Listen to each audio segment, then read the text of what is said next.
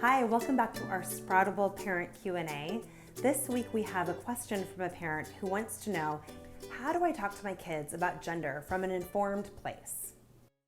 We have a wonderful resource here in our Sproutable family. Tiffany Kelly is the parent of 2 boys, one of whom is transgender, and she's going to share her experiences to help us answer these questions. It can be tricky to know what language to use, and I'm still learning. But a few of the things that I've learned that I think are really helpful, and not just for my child, but for people. Don't we all want to, once you know better, do better? And I think that there's a lot of ways, especially these days, that we can be aware of our own privilege and make small changes that make the world more inclusive for others. Just from the very beginning. So for example, the idea of how we label who's a boy and who's a girl. And I really like the language of, when you're born, you can't talk and identify yourself. So the doctors have to make an educated guess based on what they can see. And so they make that guess based on body parts. Then when you're old enough, 2 or 3, to talk and identify yourself, that can often match up with what the doctor said, and sometimes it doesn't.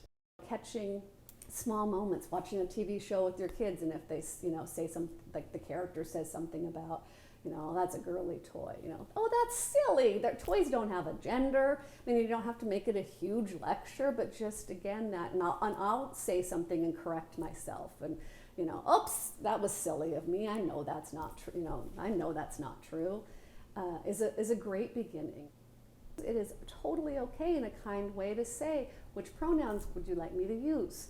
What, or what is your name? And I think that that's, especially also now we're seeing more and more non-binary kids, which are, truly, in some cases just mean they identify as both boy and girl. And also I think that are just kind of pushing back again on that stereotype. But why not be more inclusive going forward? But if they do identify to an extreme, not trying to pull them away from that, even in my mistake of being happy that I had the non-girly girl, again, my expectations, if I did have a daughter that wanted to dress in head to toe sequins, that's what I need to be okay with too. I mean, I do think it's funny that there's, a pushback against that, and it's done in an amazing support, feminist way. And yet it's still not listening to our children. I mean, there's so much to unpack when it comes to really listening. You can certainly talk about, some people don't get it or are unfair, and you might hear comments, and that's not okay. How will you handle that? Maybe do some role playing along those lines.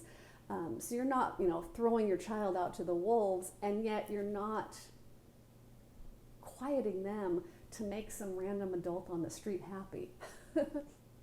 I wish that I had known that I could talk openly with my young child about gender and not worry and know that I wasn't putting ideas in his head or leading him to do something that he didn't want to do. I remember myself in that space, and so I don't dismiss when parents come and think, I'm worried. And yet I also know, being on the other side, that is not the case. And all it can do is bring something good. It can bring you reassurance of your child saying, no, I just really like the Elsa costume. Or it can bring you the knowledge of how to let your child live authentically and know that they are loved and seen, and that is just everything. I wish, I am so proud of my child and so just blown away by his bravery, and I wish that I had not made the mistakes that I made that prolonged any of that true unhappiness of, not feeling seen. Tiffany is a political activist who shares her family's story to inspire others to support trans children and all children in creating a world that is gender inclusive. Tiffany's family is featured in the documentary The Most Dangerous Year. Thank you so much for writing in, and we will see you next time. Real moments are learning moments.